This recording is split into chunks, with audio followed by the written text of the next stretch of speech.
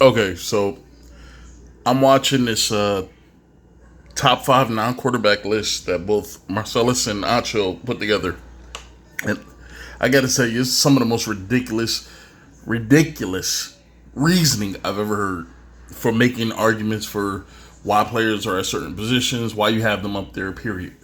All right, so let's just get to it. Get it started with your top five. Oh, they coming in hot. Boy, you a non-quarterback, and you got a quarterback. You ain't picking that one off. No. Oh, top five non-quarterbacks most valuable. I love it. Now, the first thing I have to say is when you're doing a top five non-quarterback list, every area of the field has to be accounted for, because you can easily say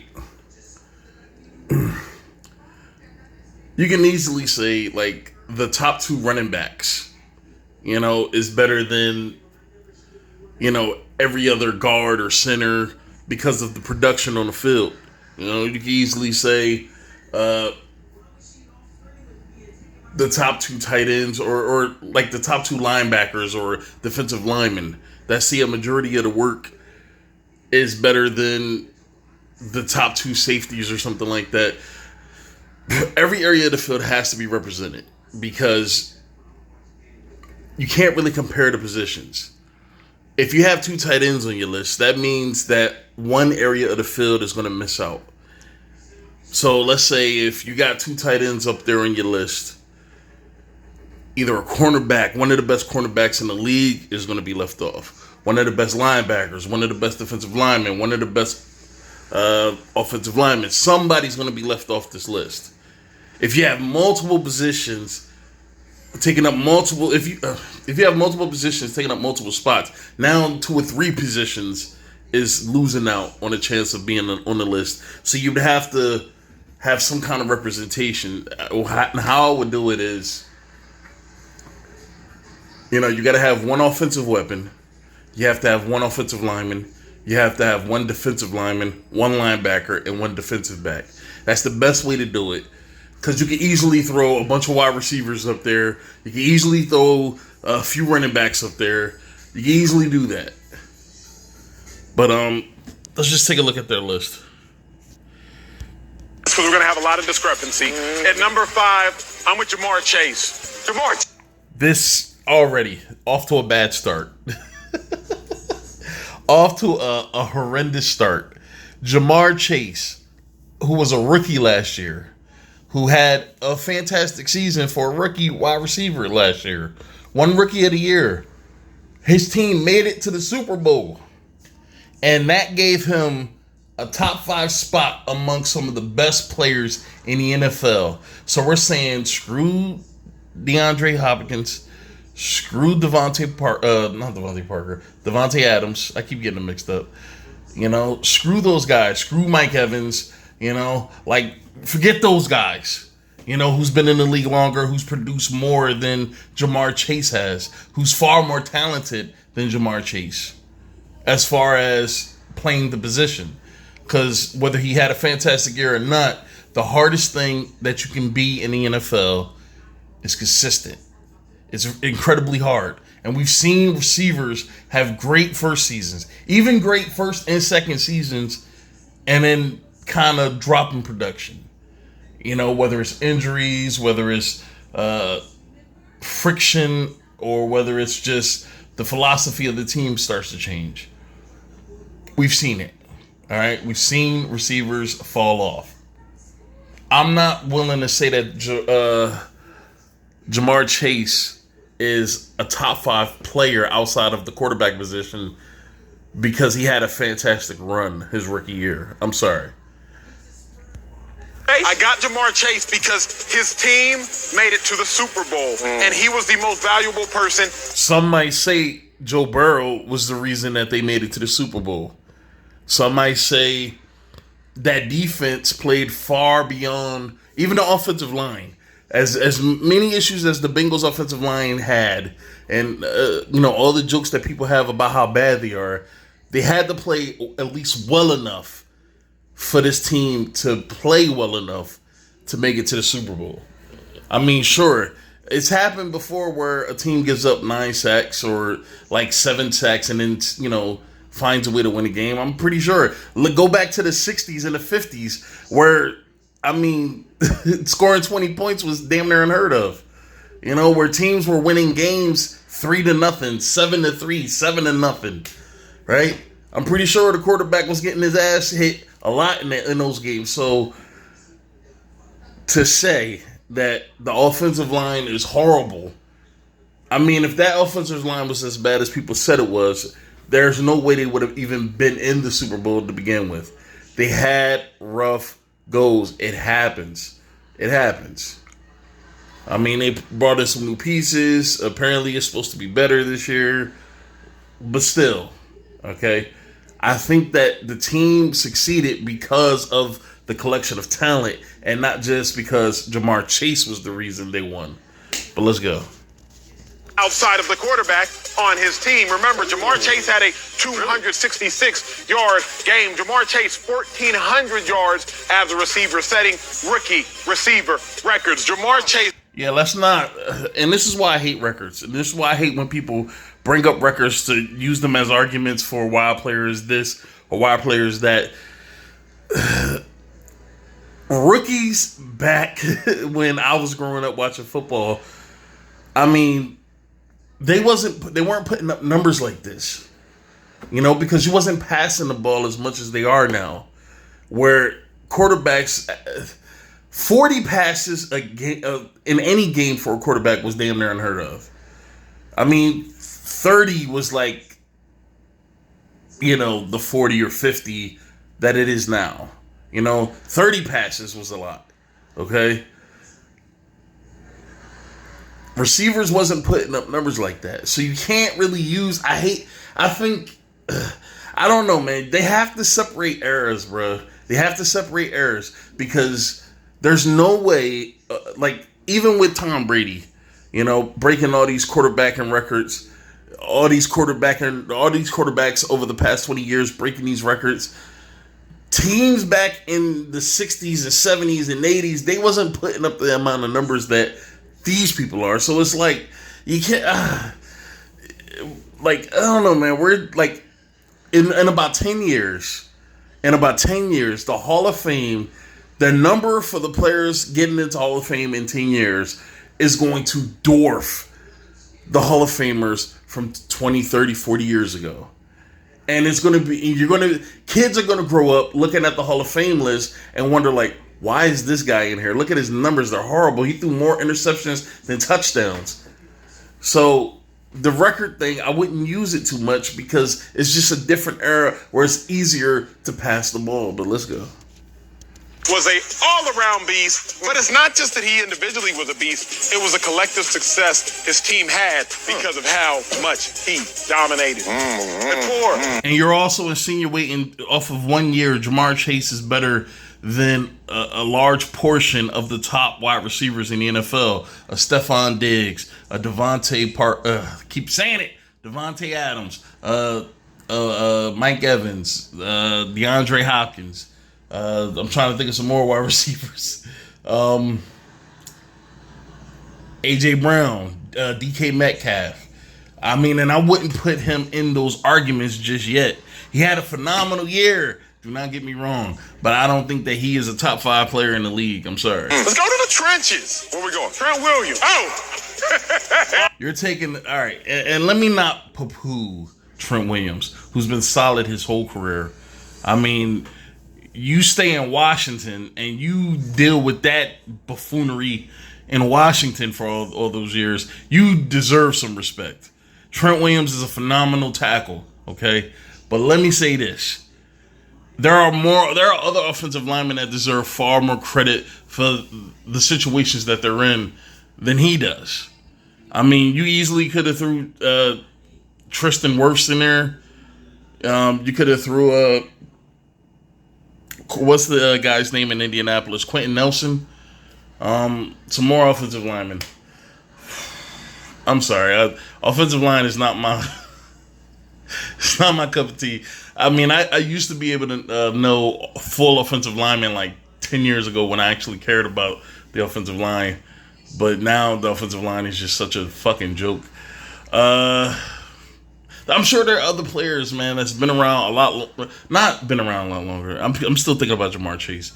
That's been more productive over the past couple of seasons. Quentin Nelson, for one, man. Quentin Nelson is arguably the best guard in the NFL, man. Like, who doesn't get any recognition, man. Who doesn't get any recognition. I'm pretty sure he's been to Pro Bowls. I'm pretty sure he's been to at least one All-Pro team. But, I mean, there are other offensive linemen that I would put up there before I put Trent Williams up there. Because most could say that his season last year was an outlier. It was just an outlier where he was an All-Pro player, okay? But let's move on. Hey, I ain't getting no sack on that. We know Jimmy G struggled, but we know that Deebo Samuel balled. Yeah. Why did Deebo Samuel ball, and why was Jimmy G even alive to see it? Look at that dude. This beast, this monster. Yeah, tackles are primarily pass blockers. Trent Williams is a pass blocker. I'm not saying he can't run block or anything like that before people go crazy. What I'm saying is the tackle positions are more for the outside edge rushers. The guards and the centers are for the defensive linemen, those rush linebackers that's coming through A gaps and stuff like that. The guards and centers are the reason why the run game, if you don't have great guards or at least decent guards and a decent center, your run game is going to suffer. Your run game is going to suck. Okay? So let's just keep it at that. All right, let's go. This animal had a first-team All-Pro season. Now, dude's been a Pro Bowler, and dude has been a high-caliber player the entirety of his career. Yeah. But last year... I wouldn't say high caliber. I would say that he's been productive. I mean, nobody's going... I mean, I wouldn't be surprised if he got into the Hall of Fame. I mean, to be honest, it's hard to quantify what qualifies offensive lineman as a Hall of Famer, man, because they don't have like intricate stats that you can look at and be like, oh man, it took him this long to protect the quarterback before, this is the average amount of time that he protects the quarterback before he gives up the sack and all this other stuff. They don't have stuff like that. Mostly what you're going off of is how many sacks you give up and how many games you played. And I wouldn't be surprised if they even use team success, which I doubt it. Because if they use team success as a barometer for offensive linemen, most offensive linemen won't even get in the Hall of Fame like a Joe Thomas. I mean, because Cleveland has been a joke for years. So. First team All-Pro. Dude, staying in the trenches, but moving to the defensive side of the ball. Aaron Donald at 3. And this is where he absolutely fucks up. Aaron Donald, non-quarterback, is the best player. I don't even care if you put quarterbacks into the list. He's the best player in the NFL. And nobody is going to argue that. Who's going to argue for any other position or any other player over Aaron Donald, who is consistently the most productive defensive lineman? And I'm not just talking about as far as sacks. That's the problem with these arguments, man. It's because you just look at the numbers. There's no context behind them. You're not looking at anything outside of those baseline numbers. I mean, the amount of pressure that he puts on quarterbacks, how easy he makes it on linebackers and cornerbacks to do their job, knowing that they got this physical freak out there chasing down quarterbacks like a fucking lion jumping on a gazelle or something like that. Like, Aaron Donald is a beast. Look at the Super Bowl alone. And Ancho is going to make an argument that if you take Aaron Donald out the Super Bowl, they probably still win the game. Listen, man, he made some... That fourth quarter, man, Aaron Donald was a man possessed. He was not about to allow the Cincinnati Bengals to beat him. He was not going to have it. He was going to give the offense all the opportunities they needed to put points up on the board. He was not... Bro, Joe Burrow in that fourth quarter looked confused out there. I mean, he looked confused. I'm not going to say scared or nothing, but he looked confused. Like, he couldn't understand the situation and make the right reads and make the right plays. He looked confused out there. You know why? Aaron Donald. Aaron Donald was breathing down his neck and completely took over. He's the best player in the NFL. And it is what it is. Aaron Donald at 3. Aaron Donald at 3 because truth be told, well, first off, let me start with why he's at 3. Yeah, 98 sacks for his career, won the Super Bowl, 2 sacks in the Super Bowl, all around. This dude was drafted in 2014. He's been in the league for 8 years. This dude is already about to eclipse 100 sacks. Which it takes most in the history of the game. It takes most defensive linemen to like 12, 13 years to get maybe 100 sacks. You know, it takes them a while. It's like he's a defensive tackle. This is the most impressive thing. This dude is a defensive tackle, and defensive tackles aren't known for sack getting. You know, like they're not known for that shit. Warren Sapp was an outlier, bro. Like Warren Sapp was just a different animal. You know, but Aaron Donald is a different animal as well. And I'm not going to say that he has a chance to be considered one of the best player in NFL history, but he's damn like at the end of his career, when his career is over, if he plays like another 7 years or maybe another 8 years, Aaron Donald is going to be in an argument as one of the best players to ever play this game, if he's not already. Like, I mean, I've held J.J. Watt on such a high pedestal as far as defensive lineman goes. But Aaron Donald has eclipsed him. I mean, J.J. Watt was he was like a mythical creature, you know, like to me, because this dude was just so impressive. The amount of feats this guy was able, like the reason why the Houston Texans a few years ago made the playoffs was solely because of J.J. Watt. And this was before they got Deshaun Watson. It was because of J.J. Watt. Because this dude was a absolute monster. He was a terror, and he was always keeping his teams in games. To be honest, man, I wouldn't be surprised if, man, he scored as many touchdowns as one of their offensive weapons, man. Like, I'm telling you, like, this dude he was a beast. But I got to put Aaron Donald up there, man. Aaron Donald is one of the best players I've ever seen. Dude appears to be the heartbeat of his team. Give me that. Ring me, he said. Here's why at 3 though, Sel. Why? Truth be told, Von Miller had 2 sacks in that game too. Oh, take Aaron Donald from that game, and I'm still convinced that the Rams would have won the Super Bowl. Wow. So Aaron Donald. Yep. The Rams would have won the Super Bowl, where Matthew Stafford was pedestrian for a large portion of that game. And if it wasn't for Cooper Kupp getting open as much as he was getting open, Matthew Stafford was average as hell in that game.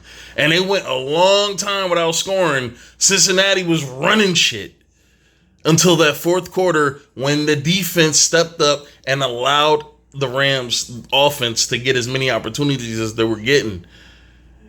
And I don't say, the only person I would say that has that I will go off of 1 year and put them on this list, you gotta have Cooper Kupp on this list. Cooper Kupp cannot be left off this list. You have to have him as one of the top 5. And that's a player I forgot when he was talking about Jamar Chase. Cooper Kupp, who like he went absolutely nuts. How do you not have him up there, bruh? He should be up there. You put Jamar Chase up there, like, bruh, come on. I said this years ago. Anybody could go back and look at any of my Rams videos that I did. I said this years ago, and this is the reason why Jared Goff struggled and he ended up getting shipped out of town because they got tired of him not playing well, is because Cooper Kupp was injured. I kept saying it. Cooper Kupp was the reason this offense was successful. When he went down, this offense started to stall. It looked vanilla as hell. It just did not look good. And it was because Cooper Kupp was hurt. He was hurt. Now that he's healthy, now they look like he's back up to his old tricks. This dude is setting records. There's no way you keep him off this list. Let's look at Jalen Ramsey. Jalen Ramsey was about to single-handedly lose the game for the Rams. All on his own. All on his own. Look at what is the name of that player? Kevin King. People made fun of Kevin King from the Packers against the Buccaneers, getting toasted and roasted the way he was getting beat out there. Jalen Ramsey looked that bad in that game. He made one play that I saw. Jamar Chase was lighting him up. He made him look average out there. You know, he made Jalen Ramsey, a top 5 cornerback, look average out there. And he couldn't do anything about it. I mean, he tried, obviously. But, I mean, he was just getting torched. And it wasn't just Jamar Chase. I think another receiver went deep on him, caught a long pass. And I was like, how is this dude allowing this to happen to him? Like, how is he allowing these receivers just to get downfield on him like this? But, yeah, sure. This team could have won that game without Aaron Donald. I got to give him his respect, but he got a whole bunch of beasts around him. You could argue Jalen Ramsey's in that conversation. But you could argue that he's the beast of the beast. If you want to look at the talent on that team, he's the lion. He's the king of the jungle. If he ain't there, nothing is getting done.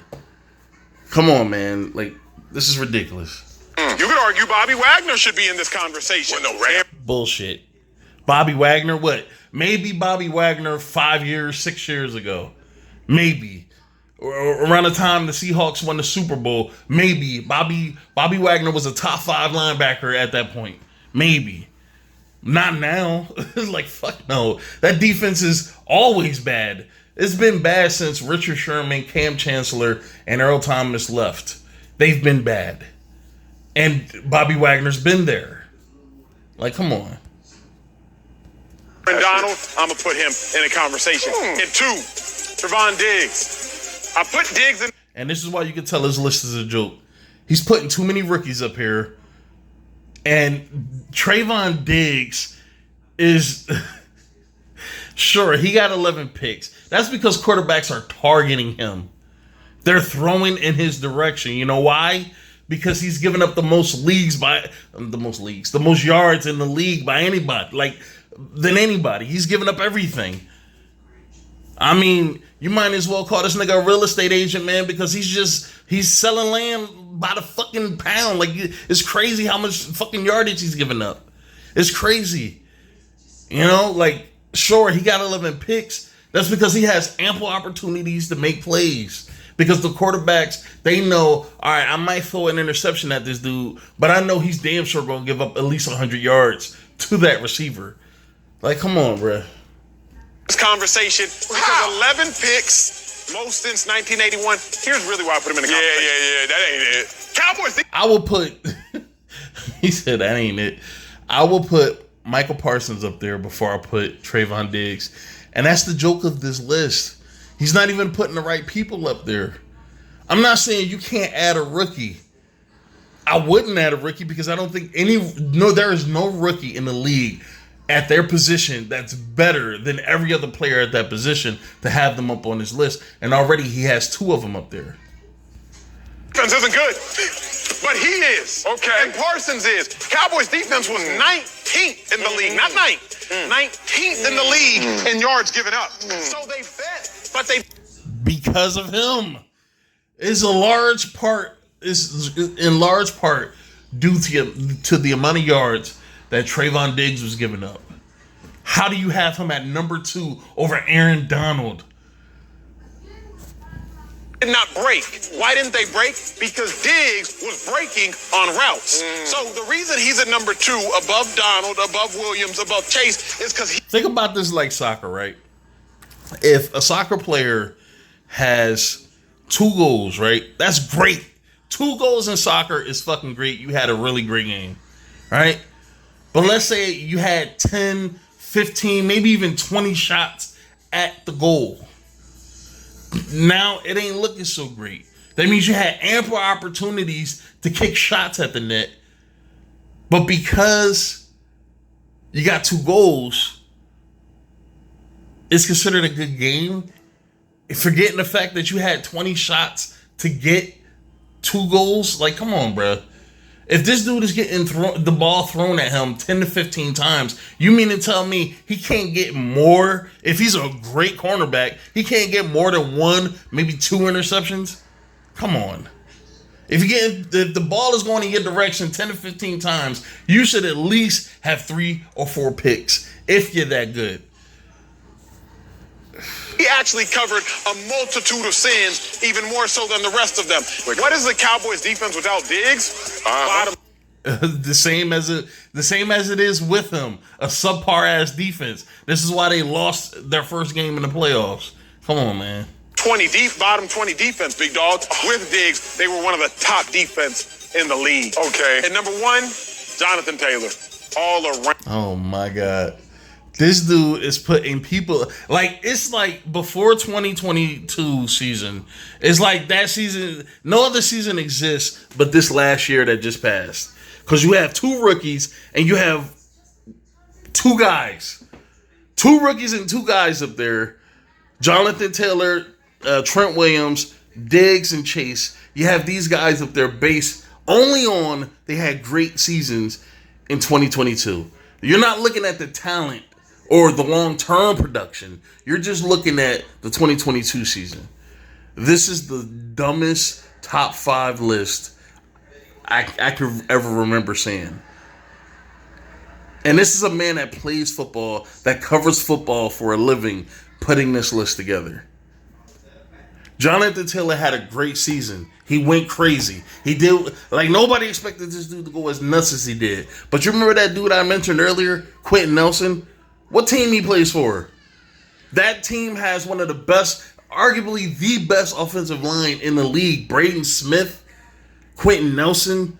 There's other guys. I can't remember off the top of my head, but there's other guys. I think Ryan something, man. I can't, bro. I just know they have a really great offensive line.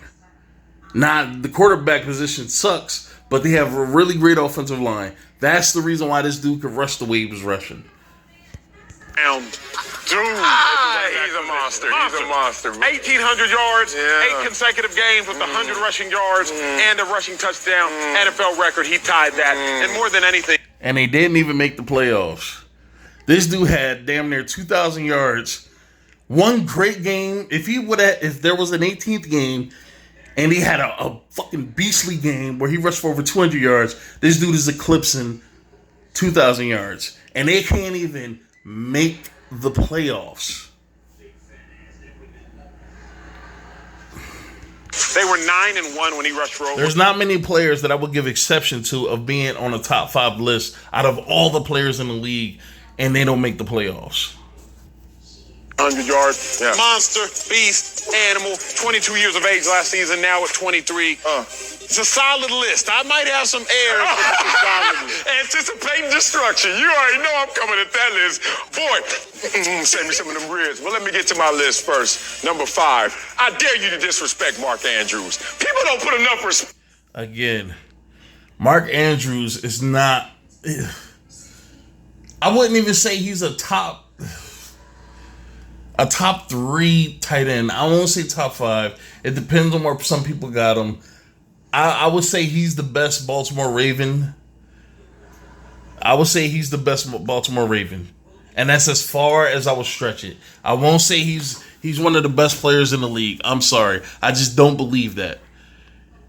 I don't believe that. Now, I've always gave Mark Andrews his credit because Lamar Jackson is overrated. And when Lamar Jackson, when his reads break down, there's only one guy he's going to throw it to, and that's Mark Andrews.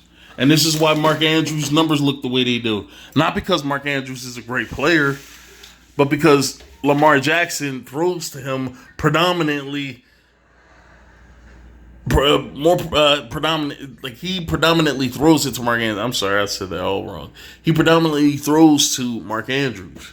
It doesn't mean that he's a beast. It just means that he's getting a beastly amount of chances to be a stat beast or whatever. But would I have him in the top 5? No. Hell no. There are so many positions, so many players that are far more productive than he is. I'm sorry. Back on his name. Which tight end had the most receiving yards last year? Which tight end had the most catches last year? Who does Lamar Jackson, when his eyes are closed, throw the ball to? Even if Hollywood... And that last question should be a huge indication why Mark Andrews should not be on this list. Mark Andrews gets his numbers are so good because Lamar Jackson really doesn't throw it to anybody else. And I'm gonna rewind it a little bit because you got to hear the whole thing. But even Marcellus Wiley is going to joke about it, but even he understands why it's happening. So to have Mark Andrews up on his list is ridiculous. Mark Andrews. People don't put enough respect on his name. Which tight end had the most receiving yards last year?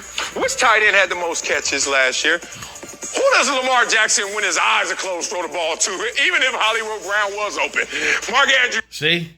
That's the joke. Because Lamar Jackson, nobody else on that field exists. Lamar Jackson is one of the most average quarterbacks that get the most praise because of his play style. If Lamar Jackson couldn't run the way he does, Lamar Jackson would be no better than Jacoby Brissett. Seriously, I know he won an MVP a few years ago. Everybody, oh my God, how can you say that? He would be no better than Jacoby Brissett or Tyrod Taylor because he's an average quarterback. He's an average quarterback. His only saving grace is his athleticism. That's it. And I hate when people try to use the argument that he's better than Michael Vick. No. Michael Vick had his issues. Michael Vick had injury issues.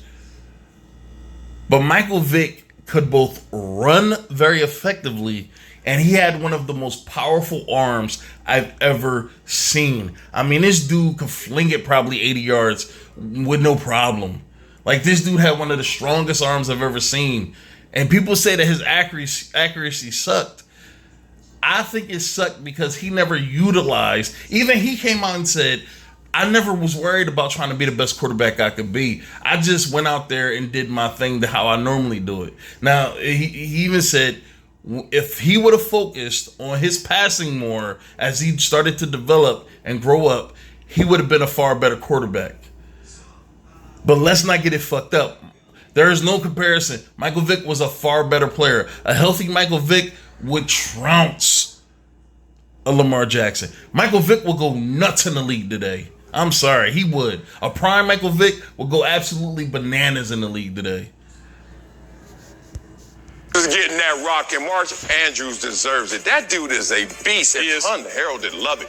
But I got to give respect to someone who has even greater resume at the same position. Number 4, Travis Kelce. Especially the reason why. This is what I'm talking about. You have two guys at the same position. One dude shouldn't even be on this list, but you have two positions up there. That means at least one area of the field is going to be neglected.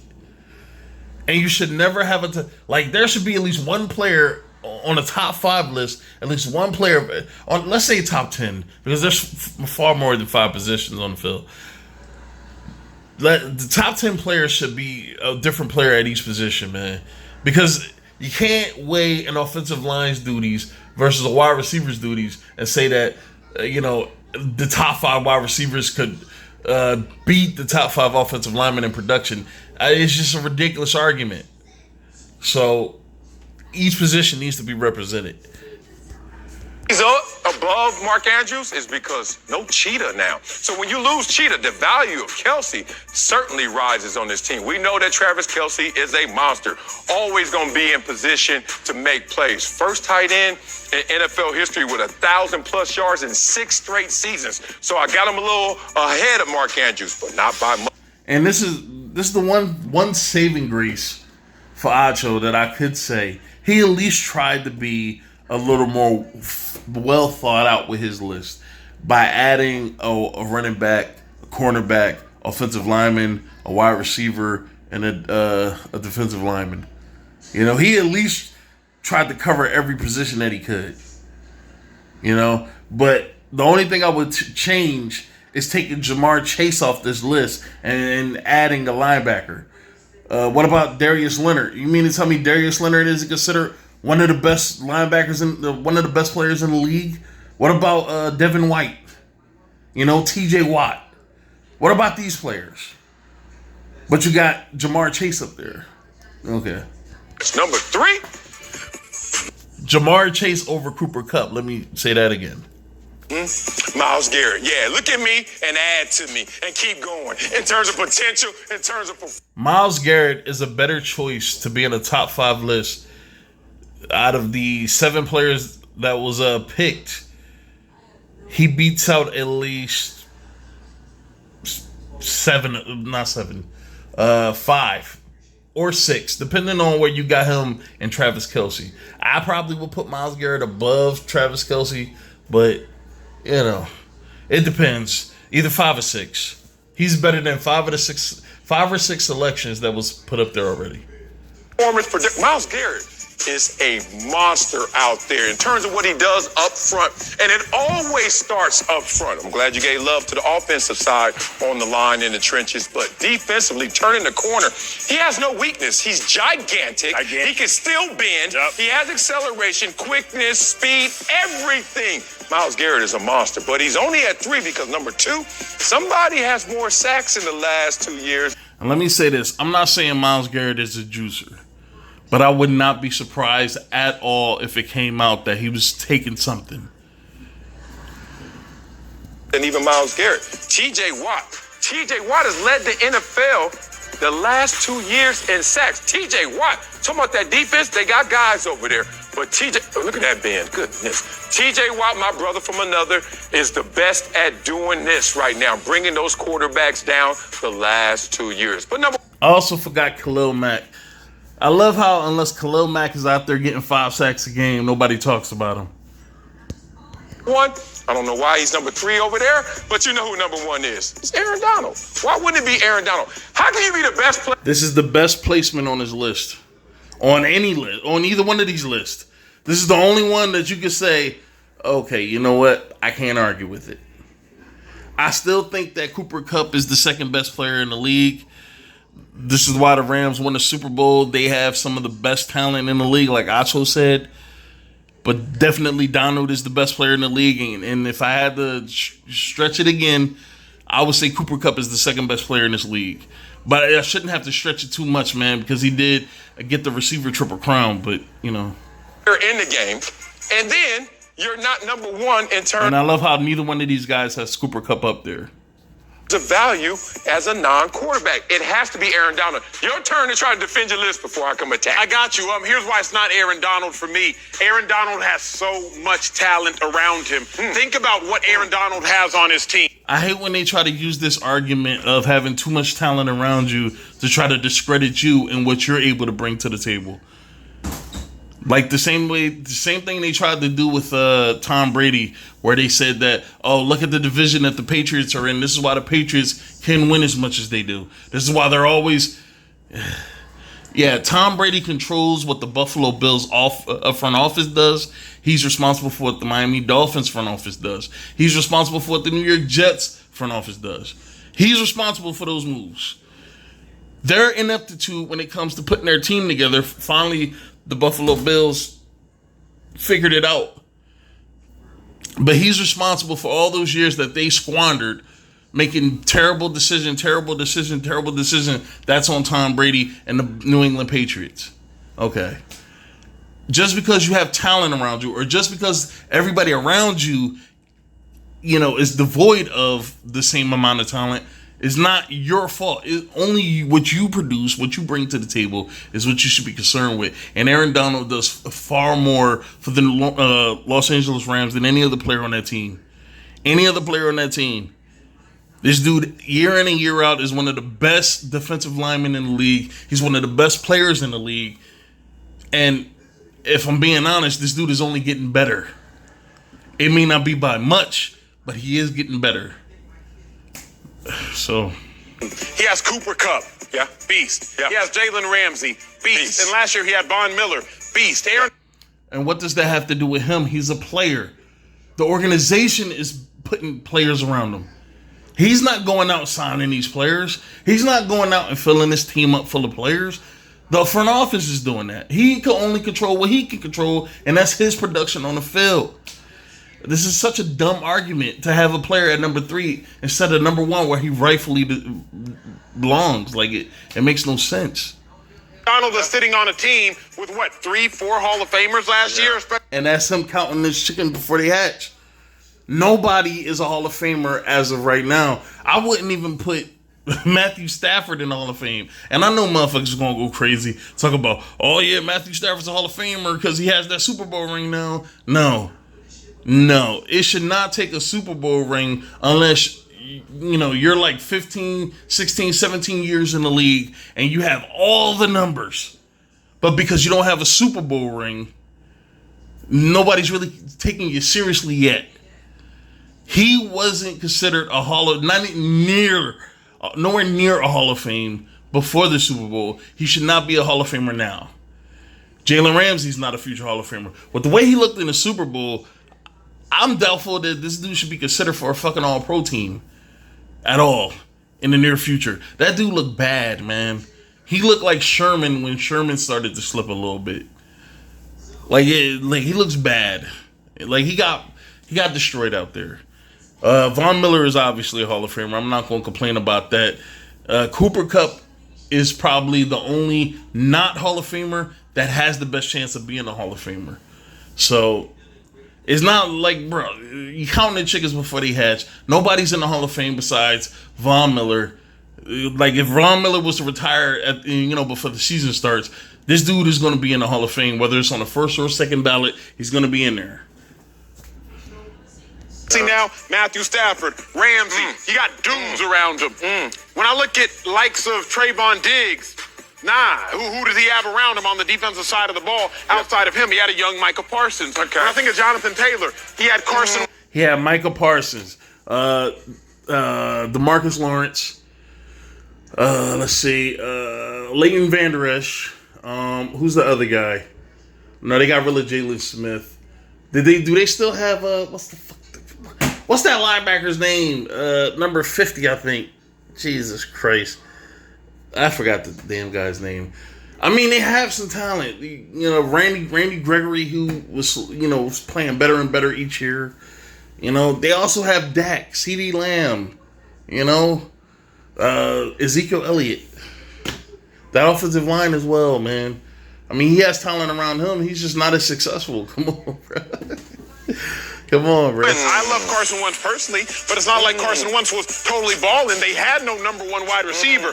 My list is really predicated upon the absence of talent around him, but your list looks... Which is such a ridiculous... When you're talking about single players, you're not talking about teams. You're talking about individual players and their individual production. And you're talking about, well, he doesn't have as many great players around him, so I had to put him higher on the list because he was able to half-ass with less talent. That's so stupid. It's such a stupid argument. Then if that's the case, Aaron Donald should be last on this list. Then it's Trent Williams, Jamar Chase. I don't know if I will put Jamar Chase or Diggs before. I think I would go Jamar Chase 3, Diggs number 2, and Taylor 1. So Aaron Donald should be last on this list if we're going by the amount of talent that's around him. Be predicated more upon talent around him. Patrick Mahomes, Lamar Jackson, Jalen Ramsey, Matthew Stafford. Every time I hear this dude talks, he just proves that this nigga should not be on TV talking about anything. And if he is on TV, it's advertising some shit where he's not even talking. They got some voiceover actor talking over top of the commercial. And he's just doing something. Because obviously he doesn't know what the fuck he's talking about. And this is why Acho was such a failure in the league. Because obviously he doesn't know anything about the fucking game. Obviously. I mean, bruh. This is how you're judging a top 5 list on the amount of talent around a productive player. It's stupid. It's dumb. Like, that's such a stupid... Like, to be honest, if we're going to do that kind of argument, Christian McCaffrey should be number 1 on this list, man. That dude... Like, I'm not saying he doesn't have anybody around him, but that team is pretty shitty, man. I mean, even with some of the talent they got, bruh, that team is pretty shitty.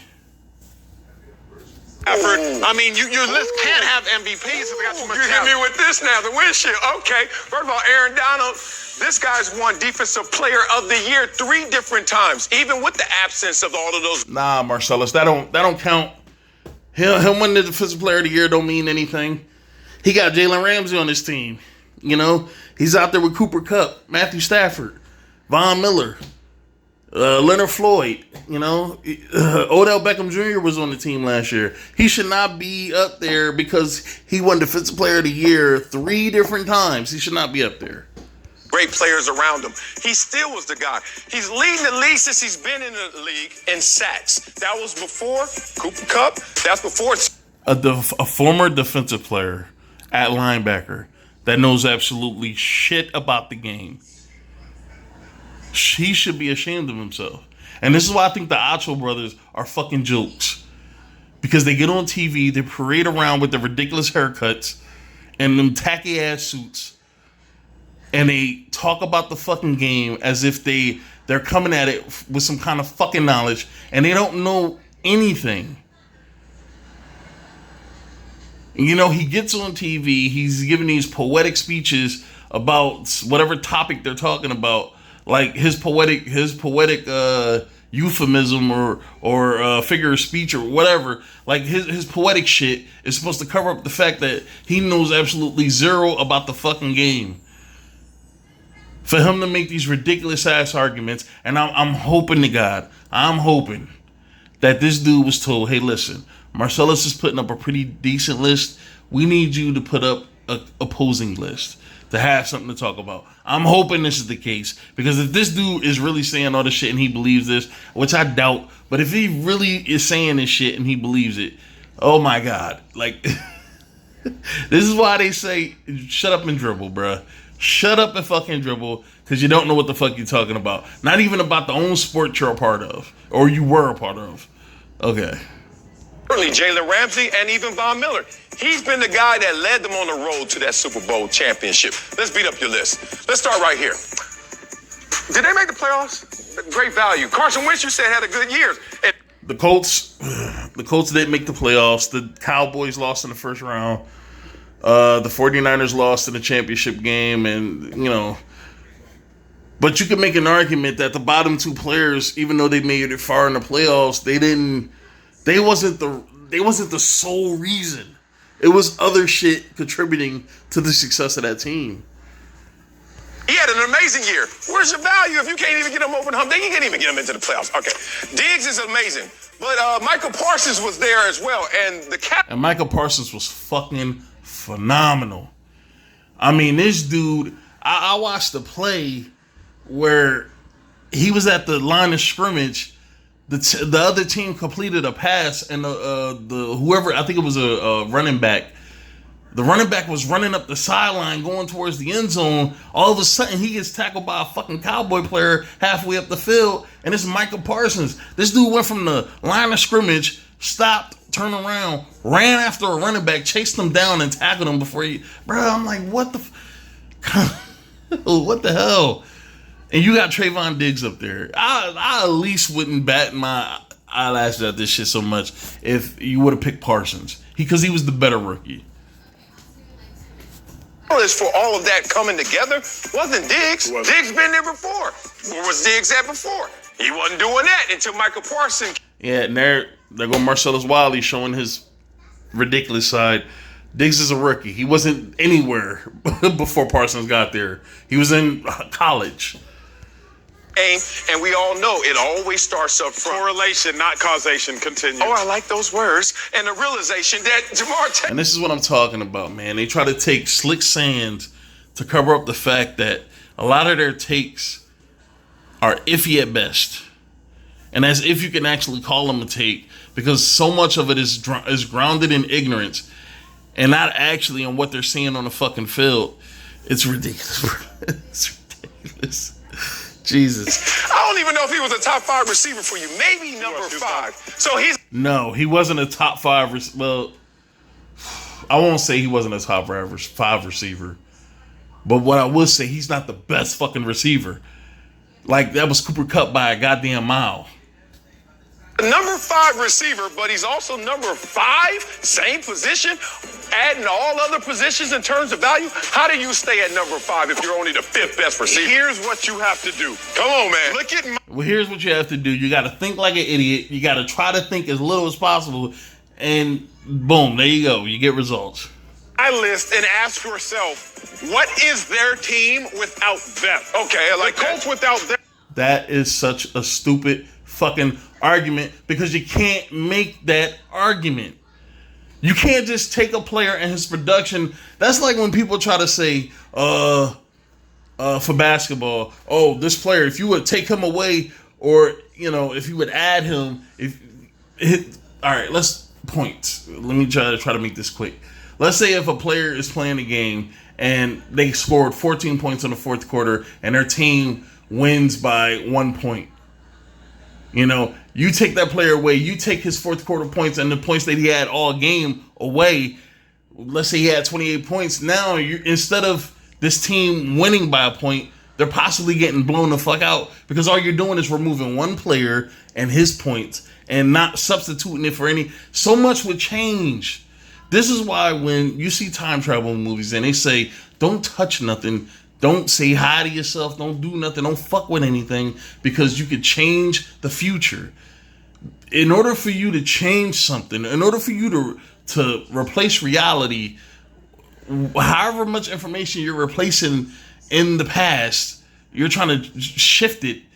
You have to, so much other shit would have to change as well. It's like playing a what if game. Like, oh my God, if they would have got that field goal in the first quarter, maybe they would have had a chance to fucking win the game with a field goal after losing by 2 points late in the game, or losing by 4 points or some shit. To go back and revise history like that, so much would change. The urgency, the situations, the play calls would change. To go into halftime tied versus going into halftime up by 3 points, the other team's mentality coming out of halftime probably would be different. Things would change, bro. It's not the same. You can't say, I'm going to take this player off the field and what team you think will be better. It's a stupid argument because nobody would know, man. If you take Jamar Chase off the Cincinnati Bengals, who knows where they'd be? They might not even make the playoffs, if I'm being honest. Or they might make it back to the same point again, but nobody would know because it's hard to fucking quantify that kind of information without something to back it up. You don't have anything to back it up. At least if you had 2 years, 1 year with the player on the team versus the next year or the previous year with the player not on the fucking team, that's a better argument than just saying we're going to take this rookie off this team and where do you think that team is going to end up? Bro, come on, man. It's so dumb, and it's so much that goes into trying to make an argument like that. They're trying to simplify it, and you can't simplify that shit. It's very complicated. That shit just gave me a fucking headache, man. Because it's like I'm talking fast. I'm trying to explain it as much as I can in a little bit of time that I'm trying to explain it. This video is long as fuck, but I wanted to get this whole list done, man. All right, let's move on. They might be a 3-win team last year. The Cowboys without Diggs, they might have been a 7-win team last year. The Rams without Donald are still making the playoffs last year. The Niners without Trent Williams, it's ugly. Somebody getting hurt. And the Bengals without Jamar Chase, I'd say maybe they're an 8-9-win team because they still have T. Higgins and they still had Uzoma tight end. Your list, we already know they solid. Even without T.J. Watt, the Steelers were still struggling. They still sucked with Myles Garrett. Without Travis Kelce, they still go. Your list is made up of a bunch of most valuable players in the league, but not valuable to their team, not as much as mine. How can you be valuable?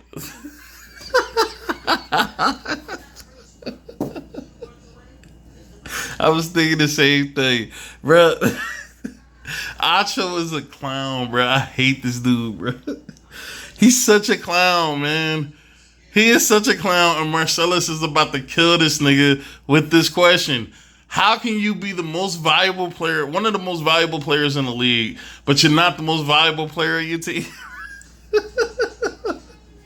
All right, I'm sorry. All right, let's get to it. To all, but not valuable to one. You're valuable to one team, you're valuable to all.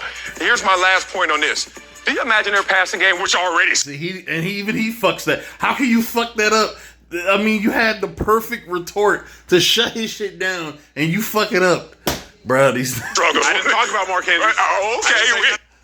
See, I love Speak for Yourself because there's two brothers on TV talking sports, and a lot of times these sports networks, they try to utilize the black versus white perspective, or man versus female perspective.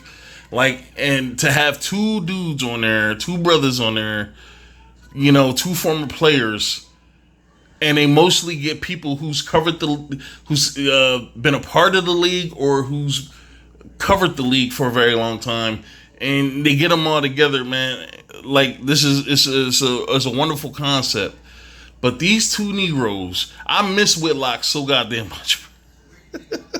I miss Whitlock so much, bro, because Whitlock brought some stability on this fucking, this shit is like a runaway train, man, and nobody can control this shit, bro. Okay, girl. Here we go. Travis Kelce, you imagine them? No Cheetah now. And then no Kelce? Go Garrett. Yeah, now you shouldn't have talked about Kelce. Myles Garrett, excuse me. I like him, but you like him. That's all you have. Myles Garrett is one of the most impactful players in the league right now. This dude is the only reason why Cleveland might be even be a contender next year. I mean, he's such a fucking force, man. And this dude was he was considered the best defensive player in the league for a large portion of the season. What has he done for the Browns as far as they still don't win? They still don't win because they didn't have a... Bro, see? No, what the fuck? Bro, see, all right, let me say this, and then I'm done. Let me say this. This is why I put J.J. Watt on such a high pedestal as far as defensive players go. Because J.J. Watt is as close to a Ray Lewis to where one player can affect the game so much. Ray Lewis is the only dude I've seen that could take a team, a defense full of pretty much nobodies and, whoever they are, and turn them into one of the most elite defensive forces in the NFL. And that defense will go on to spearhead this team. The 2000 Ravens was one of the 2000 Ravens was what the Seattle Seahawks wanted to be. But they just wasn't quite that. They wasn't quite that. That defense, the impactfulness of that defense. I mean, they won the Super Bowl, but people kept trying to compare the Seahawks defense to the Ravens defense. You can't compare them. Man, that defense was fucking dominant. That's the whole reason why that team won the Super Bowl. And it was not even close. It was not even close. That defense was incredibly productive. It wasn't close. But what I'm saying is Myles Garrett is just a defensive lineman. He's not one of those players. Aaron Donald's not even one of those players that can affect the game on both sides of the ball with the way they play. He's not one of those players. J.J. Watt was the last person I've seen affect both the offensive side and the defensive side, where this dude was scoring points on defense, scoring points on offense, and pretty much a human wrecking ball out there. And they made the playoffs because of him. Quarterback, the most important position. Don't go there on him. TJ Watt, we already know that's what. Beast. He a beast? Beast. Value? I mean, up front, look, I understand. Minkah Fitzpatrick, all those guys are more important, a sack or an interception. That's not even the same, bro. It's not even the same thing. That's not even the same thing, bro. That's like asking what's more edible, like a fucking cheeseburger or a hamburger. They're both fucking edible. They're both good stats. I mean, interception is a turnover, but when you're giving up an incredible amount of fucking yards to get one pick, come on, bro. It's like for every interception he had, he gave up at least 100 yards. It's crazy, bro. It's crazy. Interception. And that's only because an interception results in a turnover. A sack doesn't necessarily mean a turnover. But you're also giving up a shitload of yards. That is the context in that whole argument. All right. That's it, man. I'm done. This shit is almost an hour long. I'm done. I doubt anybody makes it to this point, but if you did, I appreciate it, man. I really wanted to do this list because when I saw it, I was like, oh my god, these dudes got to be fucking kidding me. And I hope they're trolling for the TV. But that's it, man. I'm done.